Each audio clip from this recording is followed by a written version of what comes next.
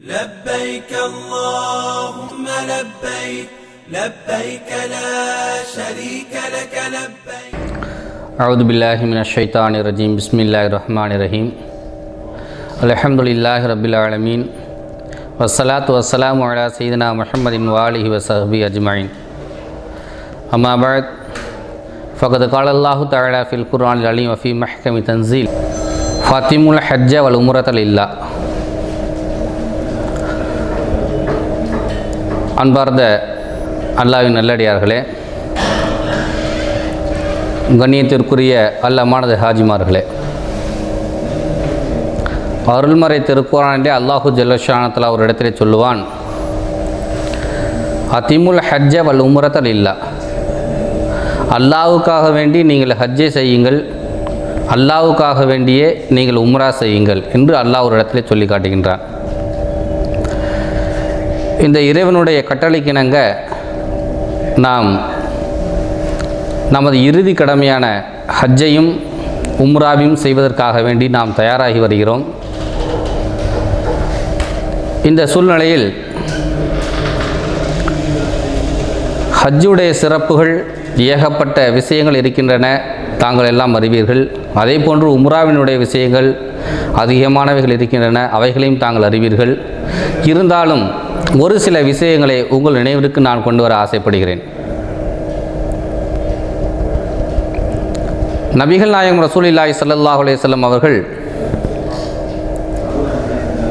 தம்முடைய வீட்டில் அமர்ந்திருக்கின்ற சமயத்தில் உமர் ரலியல்லாஹு தஆலா அன்ஹு அவர்கள் வருகிறார்கள். யா ரசூலல்லாஹ், நான் உம்ரா செய்வதற்காக வேண்டி மதீனாவிலிருந்து மக்காவிற்கு நான் செல்கிறேன், எனக்காக வேண்டி நீங்கள் துஆ செய்யுங்கள் என்று ஹஸரத் உமர் ரலியல்லாஹு தஆலா அன்ஹு அவர்கள் கேட்கிறார்கள். அந்த சமயத்தில் ரசூலுல்லாஹி ஸல்லல்லாஹு அலைஹி வஸல்லம் அவர்கள், உமரே, நீங்கள் மக்காவிற்கு சென்றால் லா தன்சானா மின் துஆயிக, உங்களுடைய உம்ராவில் என்னை பற்றி துஆ செய்வதற்கு நீங்கள் மறந்து விடாதீர்கள், உங்களுடைய துஆவில் என்னை நீங்கள் மறந்து விடாதீர்கள், ஞாபகமாக எனக்காக வேண்டி நீங்கள் துஆ செய்யுங்கள் என்று ஹஸரத் ரசூலுல்லாஹி ஸல்லல்லாஹு அலைஹி வஸல்லம் அவர்கள் உமர் ரலியல்லாஹு தஆலா அவர்களிடத்தில் கேட்டுக்கொண்டதாக ஒரு ஹதீஸ் முஸ்னத் அஹ்மதிலே பதிவு செய்யப்பட்டிருக்கிறது. மேலும் பெருமானார் ஸல்லல்லாஹு அலைஹி வஸல்லம் அவர்கள் சொல்வார்கள், மா தலஅத் அலைஹி ஷம்ஸ், உமரே, எனக்காக வேண்டி எந்த நாளில் நீங்கள் துஆ செய்கிறீர்களோ அந்த நாள்தான் எனக்கு சிறந்த நாள் என்றும் பெருமானார் ஸல்லல்லாஹு அலைஹி வஸல்லம் சொல்லி காட்டுகிறார்கள். ஆகவே அன்பார்ந்த அல்லாஹ்வின் நல்லடியார்களே, அந்த சிறப்பு மிகுந்த உம்ராவிற்கு செல்ல, ஹஜ்ஜிக்கு செல்ல நாம் தயாராக இருக்கிறோம். நாம் மேலும் நம்மை தயார்படுத்தி கொள்ள வேண்டும்.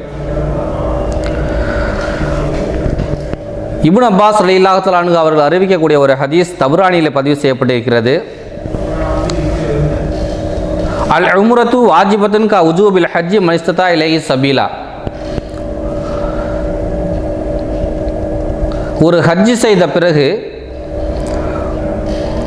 உங்களுக்கு வசதி இருந்தால் நீங்கள் தொடர்ந்து உம்ராவை செய்யுங்கள் என்று ரசூலுல்லாஹி ஸல்லல்லாஹு அலைஹி வஸல்லம் அவர்கள் கேட்டுக்கொள்கிறார்கள்.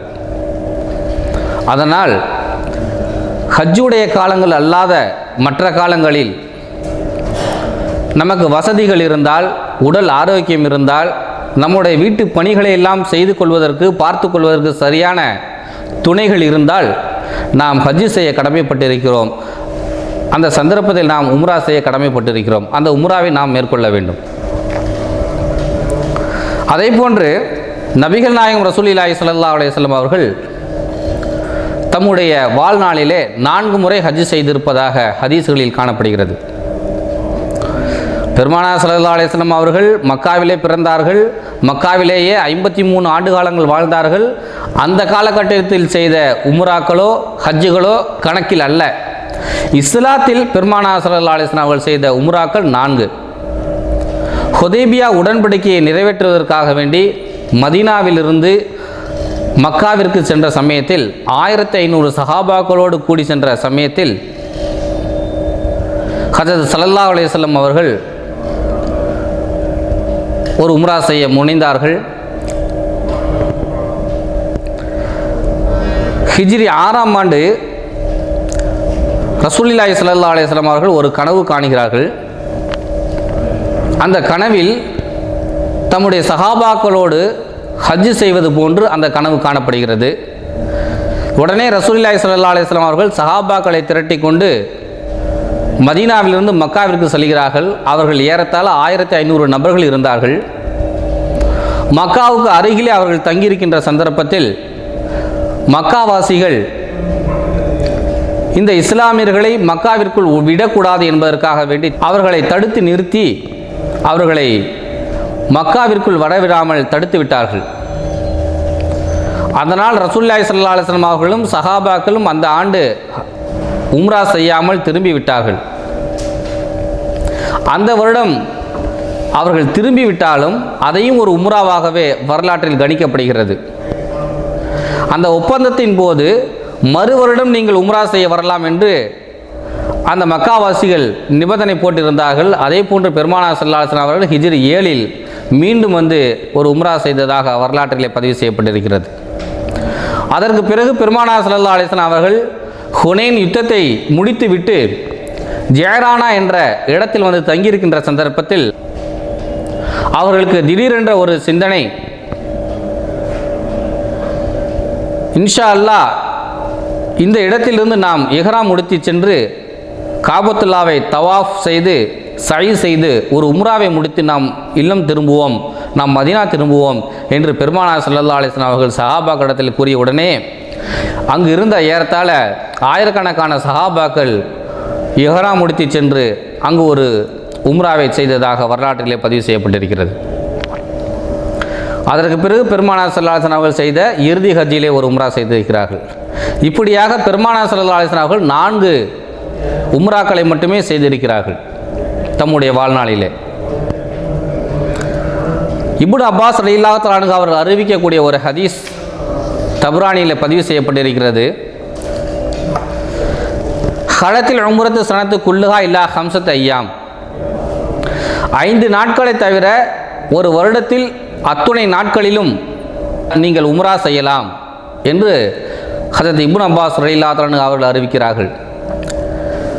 உம்ரா செய்யக்கூடாத அந்த 5 நாட்கள் என்பது துல்ஹஜ் பிறை 9, 10, 11, 12, 13 இந்த 5 நாட்கள் மட்டும்தான். இது அல்லாத மற்ற நாட்களில் உம்ரா செய்யலாம் என்று ஹஜரத் இப்னு அப்பாஸ் ரலியல்லாஹு தஆலா அன்ஹு அவர்கள் சொல்கிறார்கள். ஆகவே இது அல்லாத மற்ற நாட்களில் நாம் எந்த காலத்திலெல்லாம் எவ்வளவு வேண்டுமானாலும் எந்த சந்தர்ப்பத்தில் வேண்டுமானாலும் நமக்கு பொருளாதார வசதியும் உடல் ஆரோக்கியமும் இருந்தால் உம்ரா செய்வதற்கு நாம் போகலாம். ஒரு சமயம் ரசூலுல்லாஹி ஸல்லல்லாஹு அலைஹி வஸல்லம் அவர்கள் ஹிஜ்ரி 9 அபூபக்கர் ரலியல்லாஹு தஆலா அன்ஹு அவர்களுடைய தலைமையிலே ஹஜ் செய்வதற்காக வேண்டி மக்களை அனுப்பி வைக்கிறார்கள். அபூபக்கர் ரலியல்லாஹு தஆலா அன்ஹுடைய தலைமையிலே ஆயிரக்கணக்கான சஹாபாக்கள் ஆண்களும் பெண்களுமாக சேர்ந்து ஹஜ் செய்வதற்காக வேண்டி புறப்பட்டு சென்றார்கள். அந்த சந்தர்ப்பத்திலே உம்மு சினான் என்கிற ஒரு பெண்மணி மட்டும் அந்த ஹஜ்ஜுக்கு செல்லவில்லை. பெருமானார் ஸல்லல்லாஹு அலைஹி வஸல்லம் அவர்கள் பார்க்கிறார்கள், இந்த பெண்மணிக்கு எல்லா வசதிகளும் இருக்கிறது, ஆனால் போகவில்லையே ஏன் என்று அறிவதற்காக வேண்டி ஹஜ்ரத் உம்மு சினான் ரலியல்லாஹு தஆலா அன்ஹா அவங்களிடத்திலே சென்று நீங்கள் ஏன் ஹஜ்ஜுக்கு செல்லவில்லை என்று கேட்டார்கள். அப்பொழுது அவர் சொன்னார்கள், யார சொல்ல எங்களிடத்தில் 2 ஒட்டகங்கள் தான் இருக்கிறது. ஒரு ஒட்டகத்தில் என்னுடைய கணவரும் என்னுடைய மகனும் ஹஜ் செய்வதற்காக வேண்டி சென்று விட்டார்கள். மற்றொரு ஒட்டகம் இருக்கிறது, அந்த ஒட்டகத்தை வைத்து தான் எங்களுடைய விவசாய நிலத்திற்கு தண்ணீர் பாய்ச்ச நாங்கள் தயாராக இருக்கிறோம். ஆகவே நான் போகவில்லை. அது மட்டும் இல்லாமல் விவசாய நிலத்தில் இருக்கக்கூடிய பயிர்கள் எல்லாம் இப்பொழுதுதான் கதிர் வாங்கி இருக்கின்றன. இந்த சந்தர்ப்பத்தில் நானும் ஹஜ்ஜுக்கு சென்று விட்டால் விவசாய நிலத்தை கவனிப்பதற்கு ஆள் இல்லாமல் போய்விடுவார்கள். ஆகவே தான் நான் போகவில்லை என்று அந்த உம்மு சினான் ரலியல்லாஹு தஆலா அன்ஹா அவர்கள் சொல்கிறார்கள். பெருமானார் ஸல்லல்லாஹு அலைஹி வஸல்லம் அவர்கள் சொன்னார்கள், ஃபிதா ஜா ரமலானு ஃபஅதமிரி ஃபைன உம்ரத ஃபி ரமலான தஅதலு ஹஜ்ஜா. உம்மு சினானே, வரக்கூடிய ரமலான் மாதத்தில் என்னோடு சேர்ந்து நீ உம்ரா செய், அல்லது ரமலான் மாதத்தில் நீ ஒரு உம்ரா செய். நீ ரமலான் மாதத்தில் உம்ரா செய்தால் அது ஹஜ்ஜிக்கு நிகராக நன்மைகள் வழங்கப்படும் என்று பெருமானார் ஸல்லல்லாஹு அலைஹி வஸல்லம் சொன்னார்கள். இந்த ஹதீஸ் முஸ்லிமில் பதிவு செய்யப்பட்டிருக்கிறது. ரமலானில் ஒரு உம்ரா செய்தால் அது ஹஜ்ஜிக்கு நிகரான நன்மைகள் கிடைக்கும் என்பதாக பெருமானார் ஸல்லல்லாஹு அலைஹி வஸல்லம் நமக்கு சுட்டி காட்டுகிறார்கள். ஆகவே ரமலானுடைய மாதத்தில் வசதி இருக்கக்கூடியவர்கள், பொருளாதார வசதியும் உடல் ஆரோக்கியமும் இருக்கிறவர்கள் உம்ரா செய்வதற்கு முயற்சிகளை மேற்கொள்ள வேண்டும். அது மட்டும் இல்லாமல் பெருமானார் ஸல்லல்லாஹு அலைஹி வஸல்லம் அவர்கள் சொன்னார்கள், ஒரு அன்சாரி தோழரிடத்தில் சொன்னார்கள், இஅ்தமிரு ஃபி ரமலான ஃபஇன்ன உம்ரத லகுமா தஅதிலு ஹஜ்ஜா. நீரும் உம்முடைய மனைவியும் வரக்கூடிய ரமலானில் ஒரு உம்ரா செய்யுங்கள், அது நீங்கள் செய்தால் அது ஹஜ்ஜிக்கு நிகராக இருக்கும் என்று பெருமானார் ஸல்லல்லாஹு அலைஹி வஸல்லம் அவர்கள் சொன்னார்கள். ஆகவே ரமலானுடைய மாதங்களில் உம்ரா செய்வது மிகவும் சிறந்தது. அது அல்லாமல் மற்ற காலங்களிலும் உம்ரா செய்வது மிக சிறந்தது. எல்லா காலங்களிலும் வசதி படைத்தவர்கள், உடல் ஆரோக்கியம் பெற்றவர்கள், தம்முடைய குடும்பங்களை கவனித்துக் கொள்வதற்கு ஆள் இருக்கக்கூடியவர்கள் மற்ற நாடுகளுக்கு செல்வதை விட காபத்துல்லாவிற்கு சென்று ஹரம் ஷரீஃபிலே தங்கி அந்த இபாதத்துகளை செய்யும் பொழுது நமது உள்ளம் ஆரோக்கியம் பெறுவதோடு, நமது உள்ளத்திற்கு அமைதி கிடைப்பதோடு நம்முடைய இந்த பயணம் மிக சிறப்பாகவே இருக்கும். ஆகவே எதிர்வரக்கூடிய காலங்களில் உம்ரா செய்வதற்கு நீங்கள் அதிகமாக முயற்சிகளை மேற்கொள்ளுங்கள். அல்லாஹு ஜல்ல ஷானஹு தஆலா நாம் செய்யக்கூடிய அந்த உம்ராவில் நன்மையை தருவதோடு, நாம் செய்யக்கூடிய அந்த உம்ராவிற்கு உடல் ஆரோக்கியத்தையும் உள்ளத்தில் மன அமைதியும் தந்தருள்வானாக. ஆமீன். வாஹிரு தஅவானா அல்ஹம்துலில்லாஹி ரப்பில் ஆலமீன். அஸ்ஸலாமு அலைக்கும் வரஹ்மத்துல்லாஹி வபரகாத்துஹு. ஹஜ்ஜி செய்யக்கூடியவர்கள் அல்லது உம்ரா செய்யக்கூடியவர்கள் கவனிக்க வேண்டிய சில விஷயங்கள்.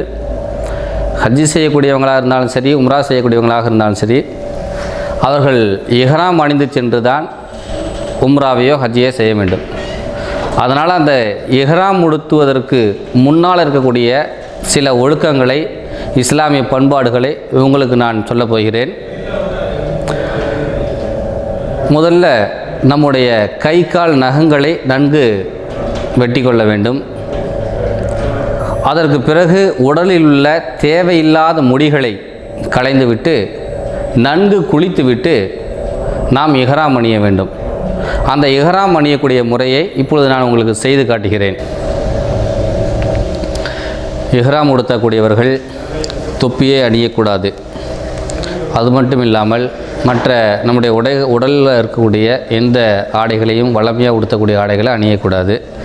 இஹ்ராம் அப்படிங்கிறது வெள்ளையாக தான் இருக்கணும். நம்ம அல்லமானது ஹாஜிகளுக்காக வேண்டி இந்த இஹ்ராம் உடை உங்களுக்கு ஏற்கனவே கொடுக்கப்பட்டிருக்குது. இஹ்ராம் உடுத்துறதுங்கிறது ஒரு பாரதூரமான விஷயம்லாம் கிடையாது. அது ஒரு வேஷ்டி உடுத்துகிற மாதிரி தான். இருந்தாலும் உங்களுக்கு ஞாபகப்படுத்துவதற்காண்டி சொல்லி காட்டுகிறேன். இந்த இஹ்ராமுடைய கீழங்கியை லேசாக அப்படி மடித்து, முன்பக்கமாக மடித்து அழகாக இப்படி கட்டி இப்படி சொருவிட்டோம்னா வேலை முடிஞ்சது, அவ்வளோதான். இஹ்ராம் கீழங்கியை உடுத்தியாச்சு. இதுக்கு மேலே ஒரு பெல்ட் ஒன்று கட்டி கொள்ள வேண்டும். இதற்கு பிறகு மேலங்கியை நாம் உடுத்த வேண்டும்.